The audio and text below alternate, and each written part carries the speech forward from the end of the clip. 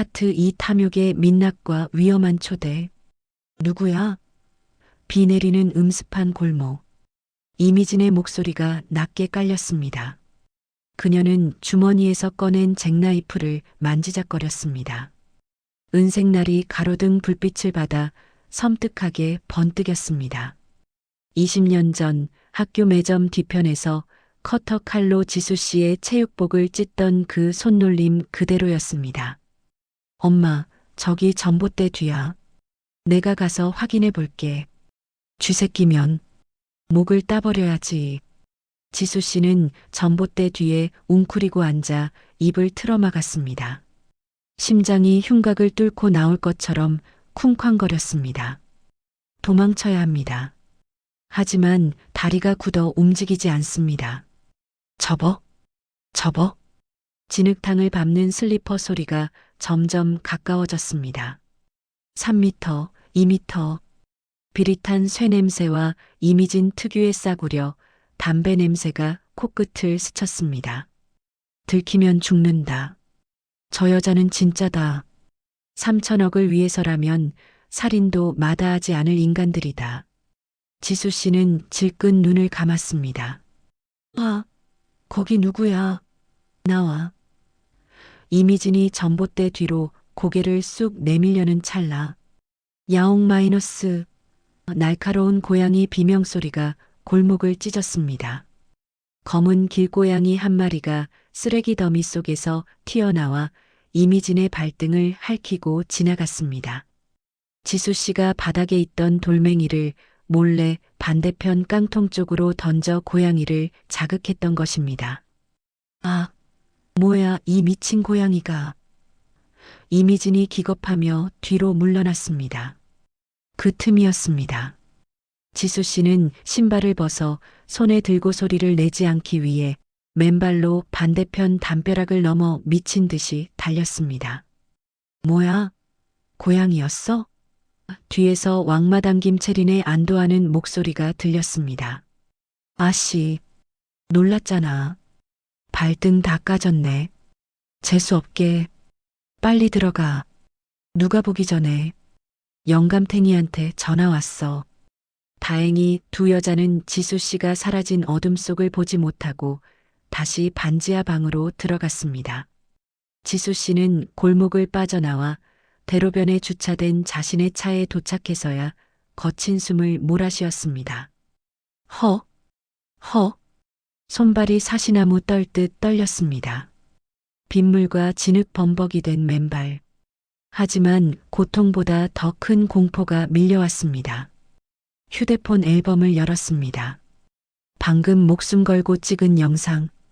왕마담이 이미진에게 돈봉투를 건네는 장면. 3천억 먹으려면 똥이라도 찍어 먹어야지라고 말하는 육성이 선명하게 찍혀 있었습니다. 잡았다.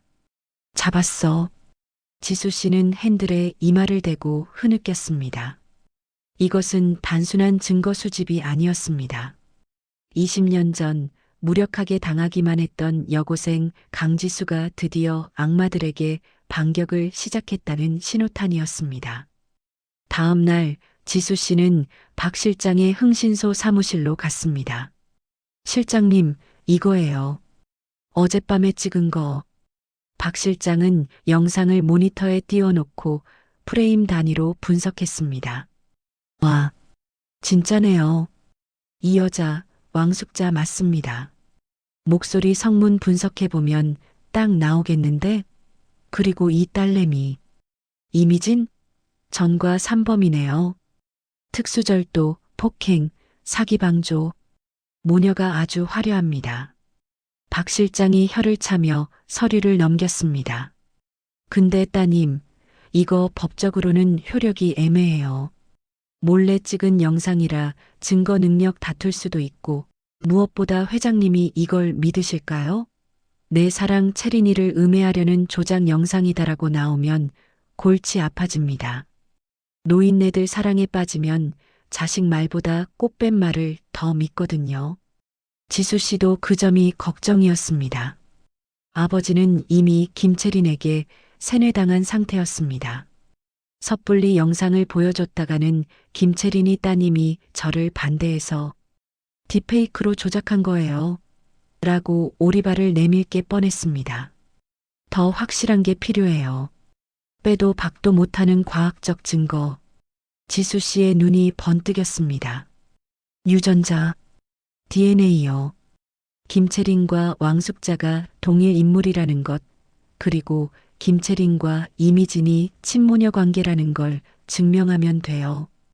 그럼 신분 세탁 사기가 입증되니까요. 좋습니다. 그럼 김채린의 머리카락이나 칫솔, 그리고 이미진의 DNA가 필요한데, 이미진 쪽은 제가 쓰레기통 뒤져서라도 구해오겠습니다. 따님은 김채린 쪽을 맡으시죠. 네. 제가 직접 할게요. 그 여자랑 아주 밀접하게 접촉할 계획이 있거든요. 지수 씨는 전략을 바꿨습니다. 아버지를 설득하는 대신 적을 안심시켜 틈을 만들기로 했습니다. 지수 씨는 김채린에게 전화를 걸었습니다. 여보세요? 아, 저 지수예요. 목소리를 한 톤 높여 최대한 상냥하고 순종적인 척 연기했습니다. 어머, 지수 씨. 웬일이에요? 나한테 먼저 전화를 다 하고.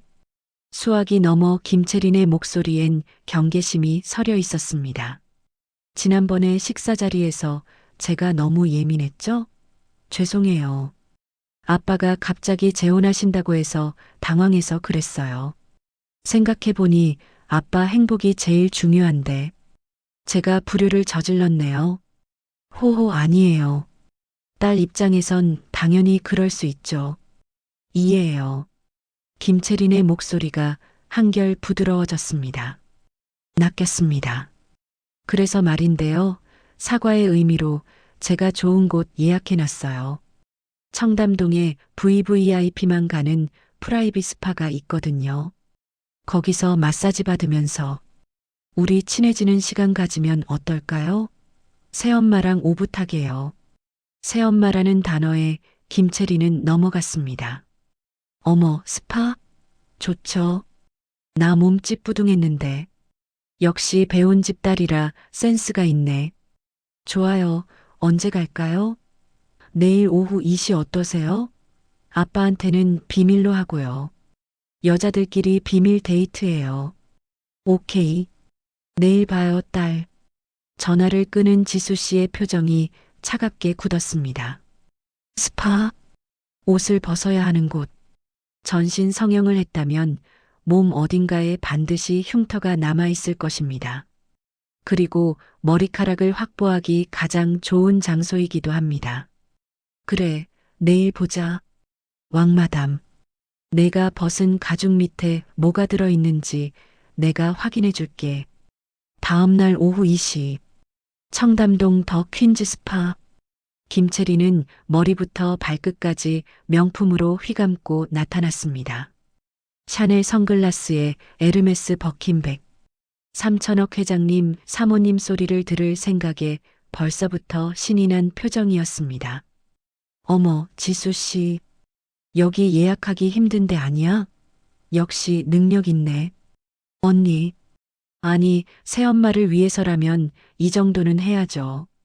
지수 씨는 속이 울렁거리는 걸 참으며 웃었습니다. 두 사람은 탈의실로 들어갔습니다. 자, 옷 갈아입으시죠. 지수 씨는 곁눈질로 김채린을 관찰했습니다. 김채린은 짐짓 부끄러운 척하며 구석에서 가운으로 갈아입었습니다. 하지만 지수 씨의 매의 눈을 피할 순 없었습니다. 가운 사이로 얼핏 보인 배, 쭈글쭈글한 뱃살, 그리고 배꼽 주변의 선명한 지방 흡입 수술 자국들, 복부 거상술을 해서 배꼽 모양이 찌그러져 있었습니다. 40대의 탄력 있는 배가 아니었습니다. 60대 노인의 늘어진 가죽을 억지로 당겨 꿰맨 기괴한 육체였습니다. 마사지실에 나란히 누웠습니다. 관리사들이 들어왔습니다. 어머, 사모님 피부가 너무 좋으세요. 근데 어깨가 많이 뭉치셨네.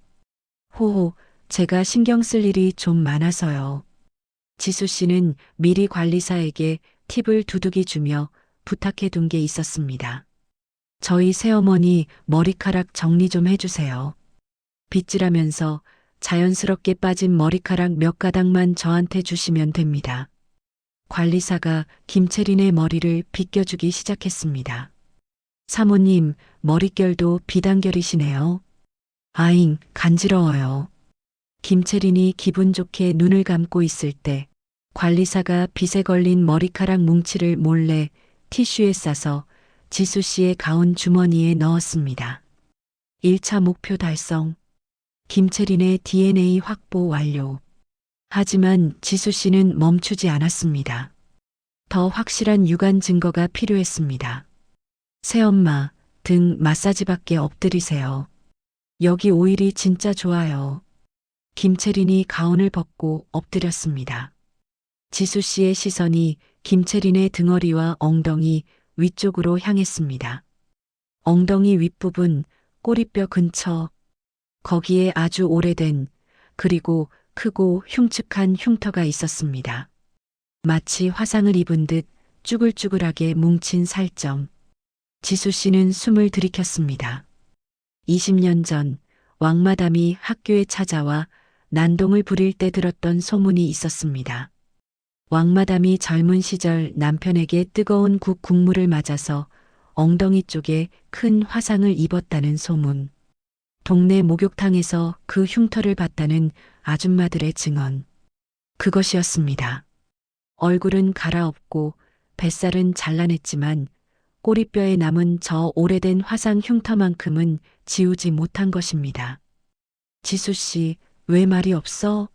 자, 김채린이 고개를 돌려 물었습니다. 지수 씨는 황급히 표정을 관리했습니다. 아, 아니에요.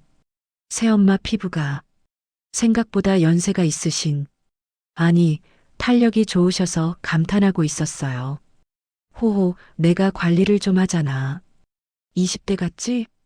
자기 몸에 흉터가 드러난 줄도 모르고 자아도취에 빠진 65세 노인의 모습. 지수 씨는 역겨움과 동시에 확신을 느꼈습니다. 빼박이다. 너는 왕숙자야. 같은 시각 서울 변두리 반지하. 이미지는 미칠 지경이었습니다.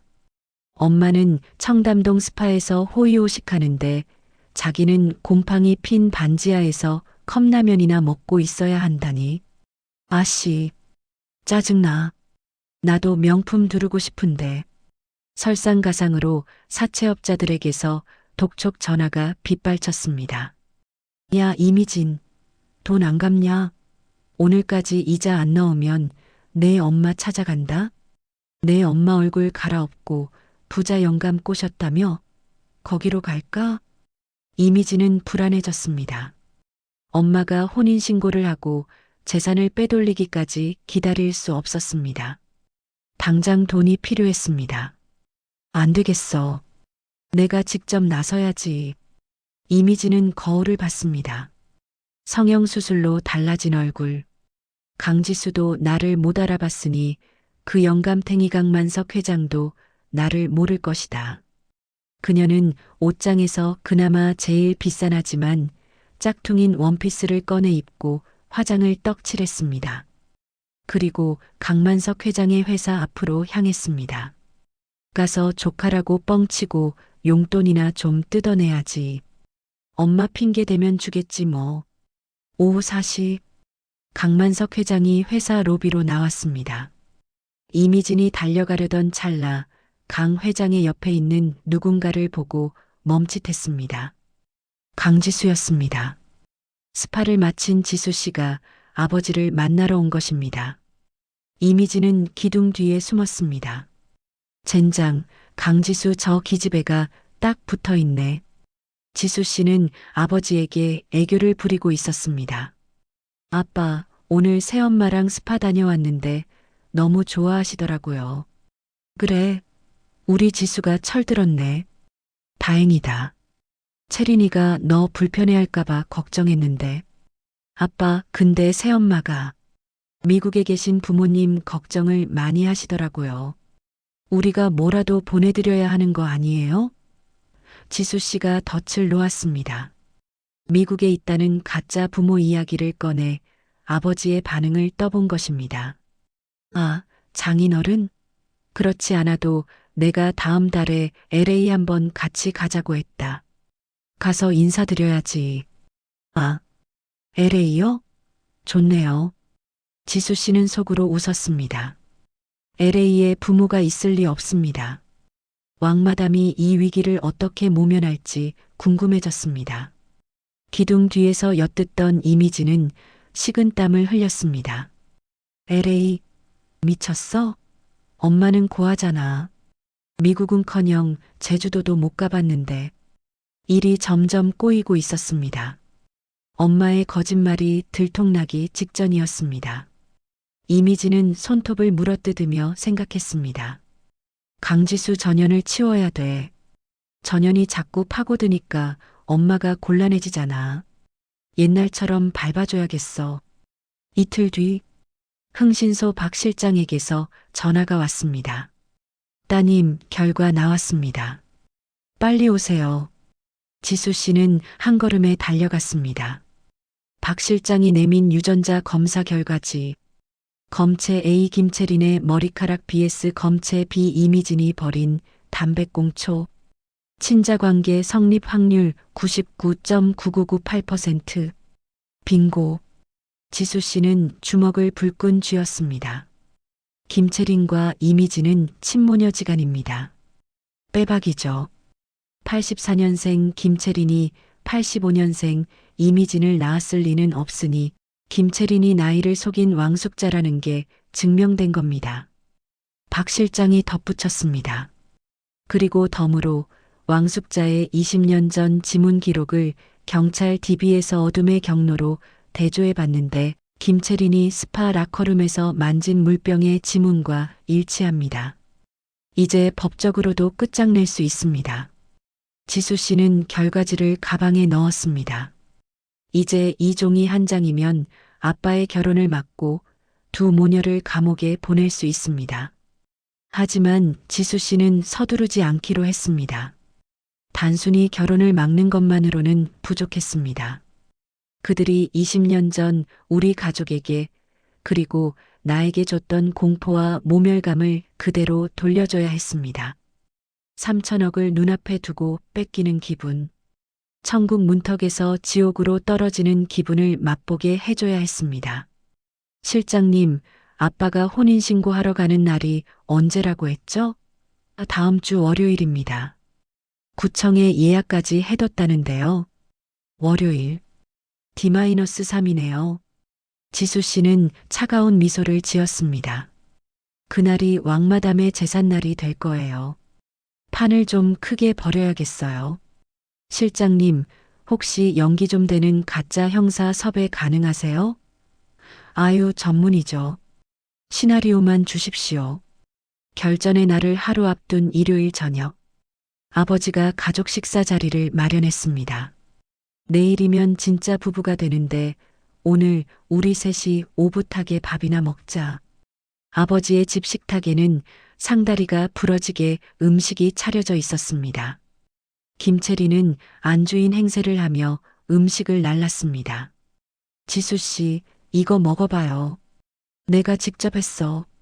사실은 백화점 지하에서 사온 반찬을 접시에만 옮겨 담은 것이었지만 지수 씨는 웃으며 받아 먹었습니다. 어머, 새엄마 손맛이 좋으시네요. 옛날에 식당 하셨어요? 김채린의 눈썹이 꿈틀했습니다. 왕마담 시절 기사식당에서 일했던 과거를 들킨 것 같아 뜨끔한 것입니다. 아니, 그냥 취미로 요리 배웠어요. 호호. 분위기가 무르익을 무렵 지수 씨가 폭탄을 던졌습니다. 참 아빠. 내일 혼인신고하시고 나면 신혼여행 가셔야죠? LA로 가신다고 했잖아요. 김채린이 사례가 들려 기침을 했습니다. 콜록, 콜록. 아버지가 등을 두드려주며 말했습니다. 그래, 안 그래도 비행기 표 알아보고 있다. 장인어른 뵙고 인사드려야지. 김채린의 얼굴이 하얗게 질렸습니다. 아, 회장님. 그게 사실 부모님이 지금 여행 중이셔서요. 유럽으로 가셨대요. 그래서 당분간은 못 뵐 것 같아요. 허허, 그래. 아쉽구먼.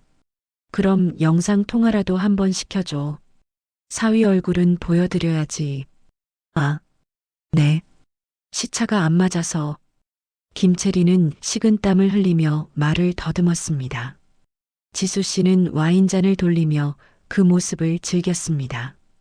거짓말이 거짓말을 낳고 넌 점점 조여오지. 내일이면 그 거짓말의 끝을 보게 될 거야. 그때 초인종이 울렸습니다. 딩동 마이너스 이 시간에 올 사람이 없는데 아버지도 의아한 표정으로 인터폰을 받습니다. 화면에는 택배 기사 모자를 푹 눌러 쓴 사람이 서 있었습니다. 택배 왔습니다. 김채린 씨 앞으로요. 난 시킨 거 없는데? 김채린이 불안한 표정으로 일어섰습니다. 지수 씨는 직감했습니다. 이 타이밍에 올 택배라면 이미진일 가능성이 높다. 김채린이 현관문을 열었습니다. 누구세? 문이 열리자마자 택배 기사가 김채린을 밀치고 집 안으로 들이닥쳤습니다. 모자를 벗자 드러난 얼굴, 쌍꺼풀 수술 자국이 선명한 도끼 품은 눈, 이미진이었습니다. 안녕, 회장님? 저 왔어요. 이미진은 거실로 성큼성큼 들어와 소파에 털썩 앉았습니다.